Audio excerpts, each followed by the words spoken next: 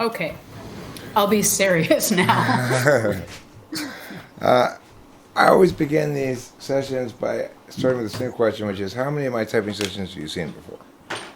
0. Well, that's nice. Yeah. Oh. I had found out about you through a guy that is in an Enneagram group I'm in, and he had posted his video, and I started watching it like the first 2 minutes, and I thought, oh, I really am interested in this, so I'm not going to watch it, so I don't you know, Okay, mess cool. up my head. So did you sort of encounter personality by an Enneagram first or by MBTI stuff? MBTI a long time ago, but I never got super into it. And I'm much more into Enneagram, but the two fit together pretty nicely, so I'm interested. Yeah, they do have this weird lack of mutual contradiction. It's Yeah. odd. Okay, can you tell me in a succession of minor insignificant details what you did from when you got up this morning till now? I can give you an example if you need one. Yeah, maybe like how minor are you talking? I'm saying like this morning I got up about 6:45 because I had an 8 a.m. appointment, and I came out here, and then of course I had to feed the cat, and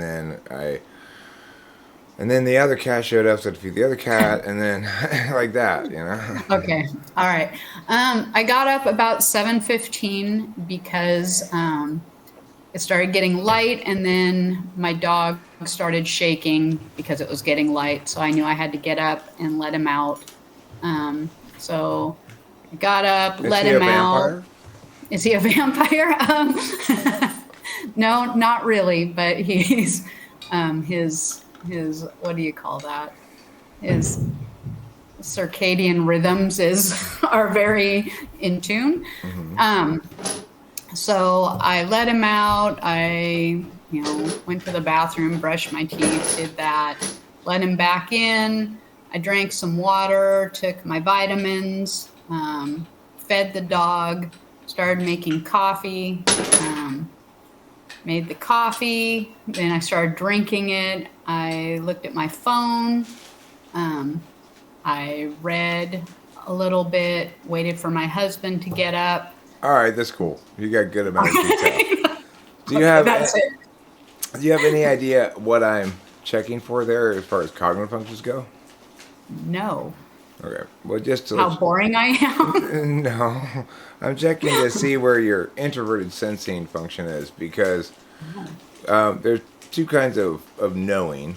One of which is basically more externalized and says, I'm going to know what I know about the world. And one of which says, I'm going to retain impressions of what I've done. So, Oh. you know, what I can do with your results right there is basically eliminate two possible types. So, So okay, what did you eliminate? ENFJ and ENTJ. Okay. So, okay, let me ask you now. Can you describe for me your relationship with sleep? How many hours you need? Whether it's hard to go to sleep, hard to get out of bed, or neither, or stuff like that. I love sleep, and at the minimum 8 hours.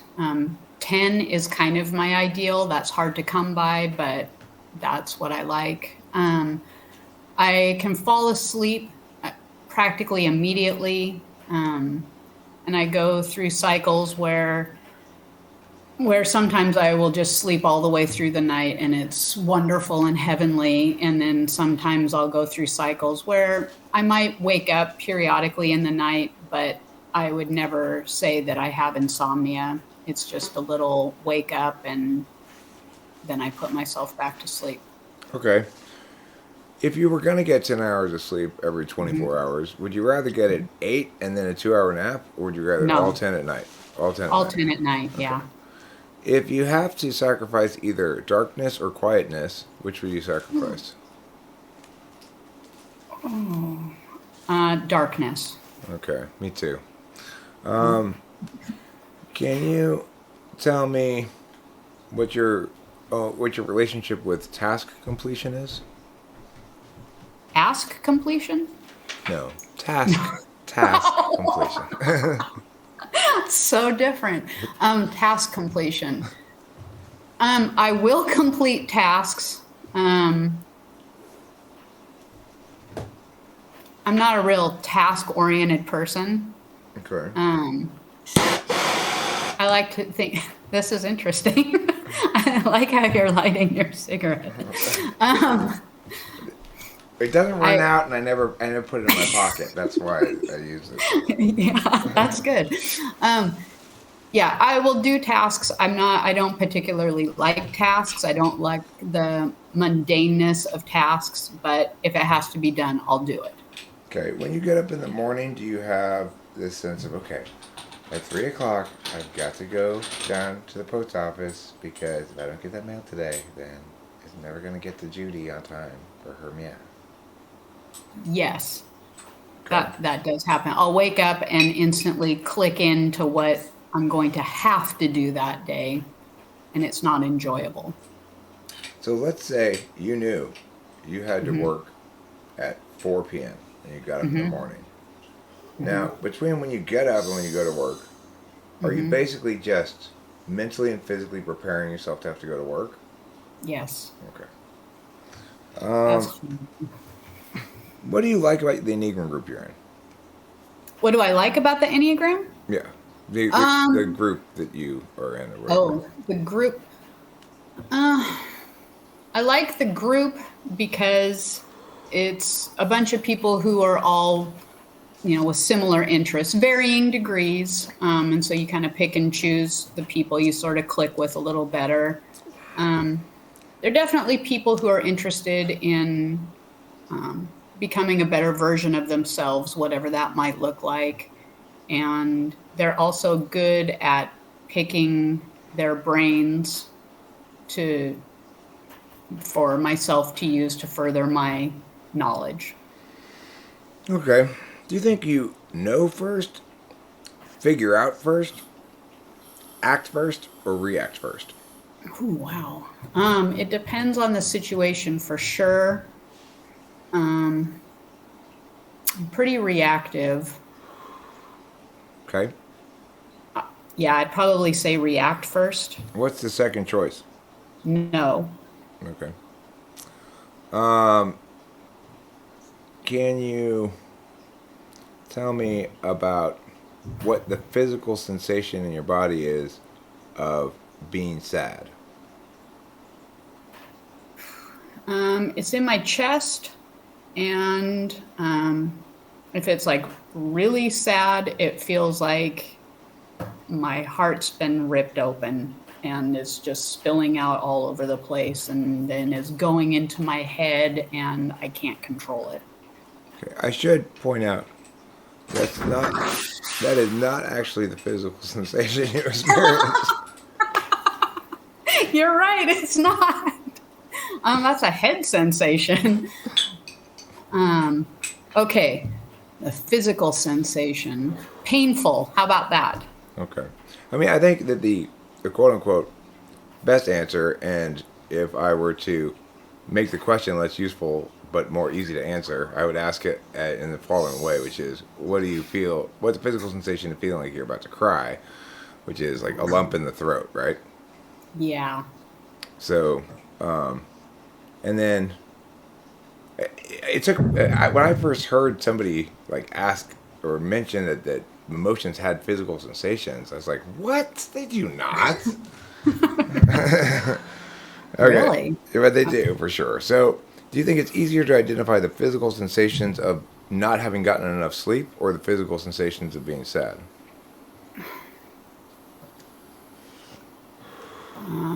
Wow, I'm not very connected to my body.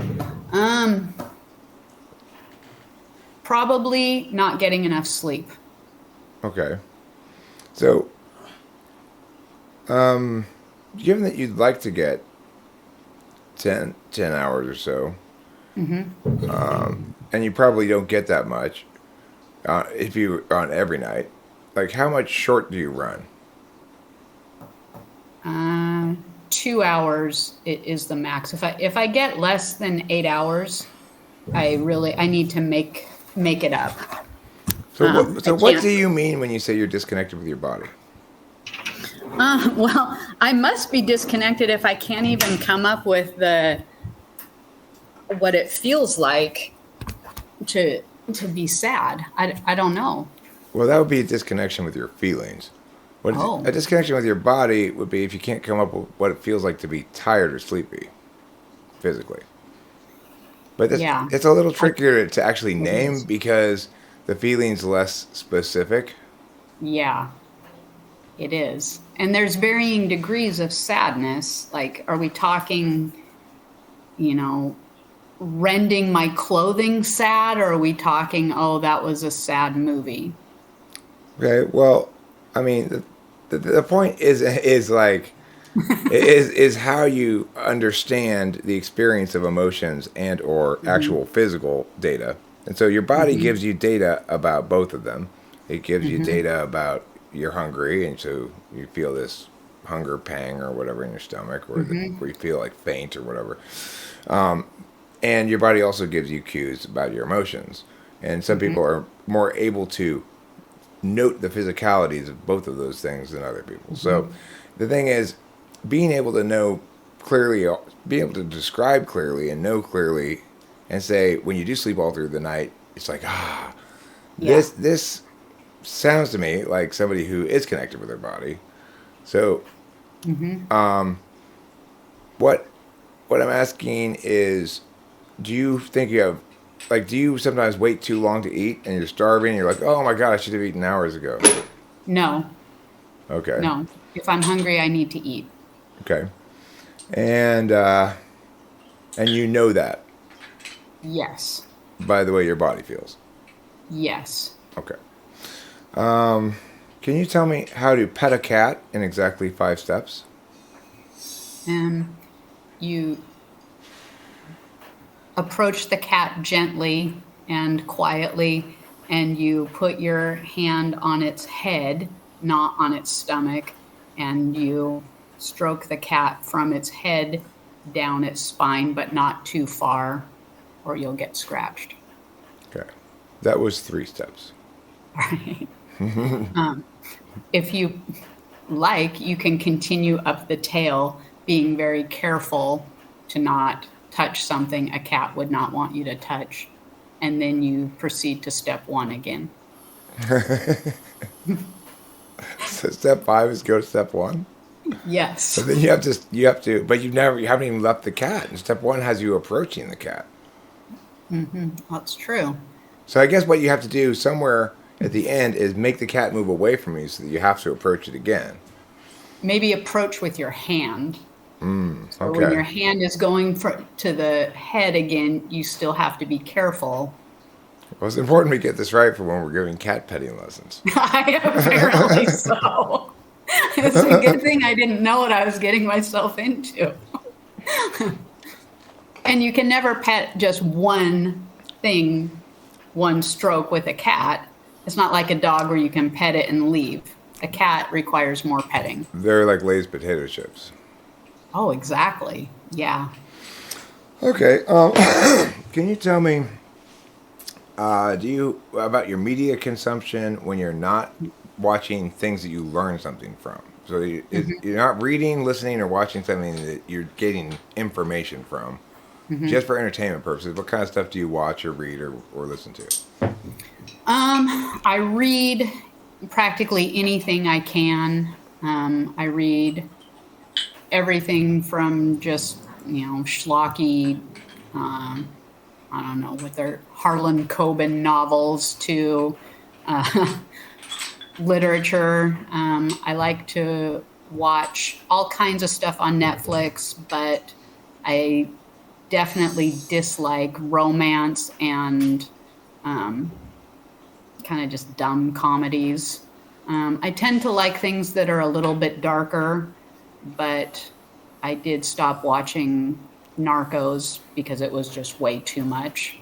Um, Are you a fan of like investigation discovery, the first 48 hours kind of stuff. Yeah, I definitely like that kind of stuff. Yeah. Okay, and then if it were to be a scripted thing, would you Hmm. prefer swords and dragons or ray guns and spaceships? Oh, none, neither. Neither. Neither, no. You have to have one of the two. I can't. How could you have a story Um, with neither dragons nor ray guns in it? I'm running out of things to watch. Yeah, no, neither. Okay, so would you rather have people dressed in old-fashioned clothes saying "milady" and "milord" to each No, other, no. or a western where everyone's a A cowboy? Western. I'd rather have a Western, Okay.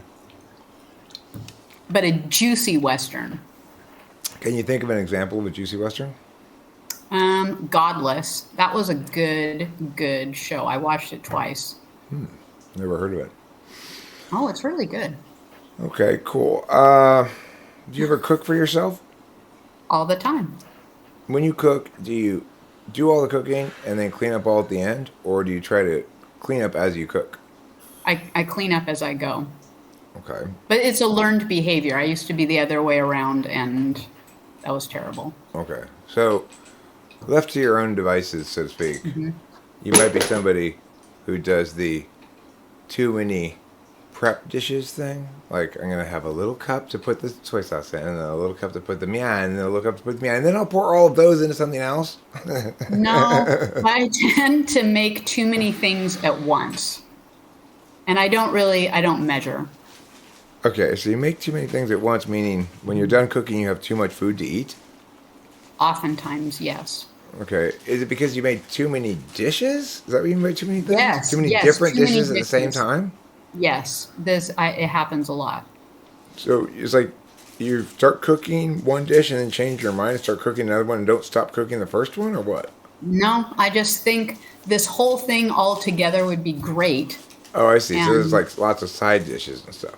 oh yeah, or sometimes two entrees at once and a bunch of side. It's ridiculous. I tried to, I'm old enough now to simmer that down, but Okay. it happens. So when you go to the supermarket, Hmm. do you walk around and put things into your cart and then go and put them back because you decide you don't want them after all? No, never. Okay. So to make it into your cart, it's got to pass a high threshold of yes, I definitely want it. No.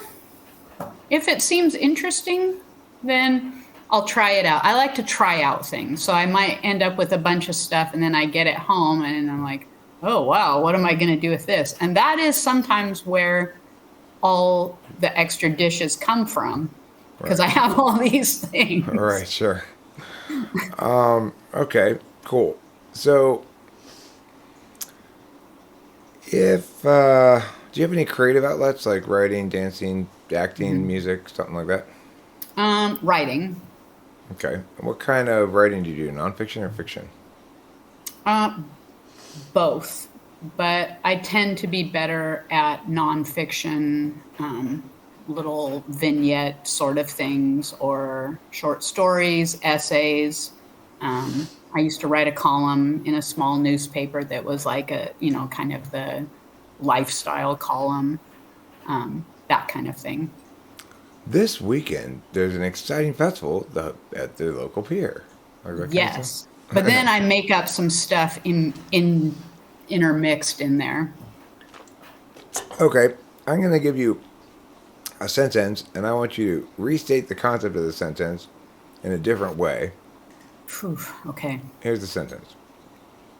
We should get a chimney so that we can have a fire in the house this winter. This winter, we're probably going to need a fire in the house, so maybe we better get a chimney. Okay. Now, if you were to rephrase it without using any of the words I used, or as few of them as you could. Okay. It's usually pretty cold in January, so we better get some sort of heat source that will give us a better winter. Okay. I did use winter. Well, you know what you Yes, a forgot. better You forgot to January. vent. You Uh-oh, I forgot. lost. No, that's my bad. You forgot to vent the smoke from the house. That would suck. There's no chimney in that explanation right there. That's The true. chimney I is think the it goes superior. without saying. Okay, cool. Fine. So if you were to, let me ask you this: somebody says to you, "Boy, I felt like an astronaut in the ocean."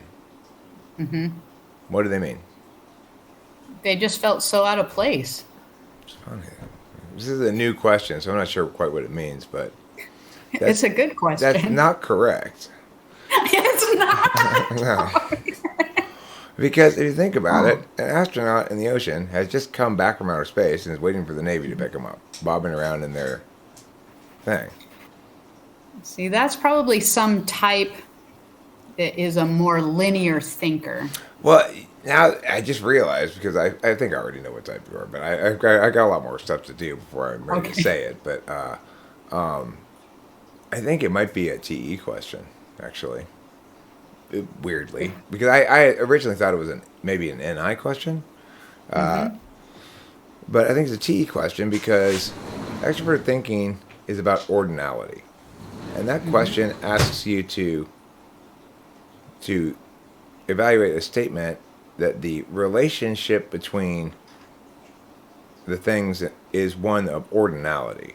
Like, a astronaut in the ocean is in the ocean because they're at the very last stage of the process. Yeah, I would have never come up with that. Okay, and the other thing about ordinality is when I'm testing ordinalities is with a question like, can you break this into X number of steps or whatever? You also displayed what you might call ordinality blindness in that question. So that's very informative. But the astronaut question, I'm not sure if it means that or not yet. So, but it's just speculative. Okay. Okay. Can you talk to me about your relationship with tasks and tasks? Did I ask you this? Yes. Yeah. I did. Okay. What value do you think is more important for you to uphold in the world? Do you think it's being fair or being kind? Kind. Kind or reliable? Kind. Kind or graceful? Graceful. Graceful or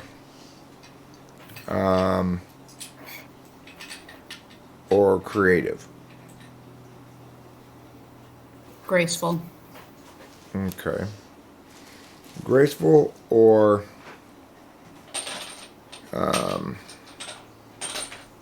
what's a good word for this? I mean, do you think it's more important to respect the past or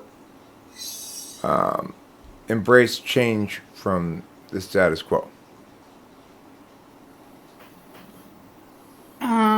Probably embrace change. I don't know about from the status quo, but Well, that's with me being redundant. Change has got to be from the status quo, obviously.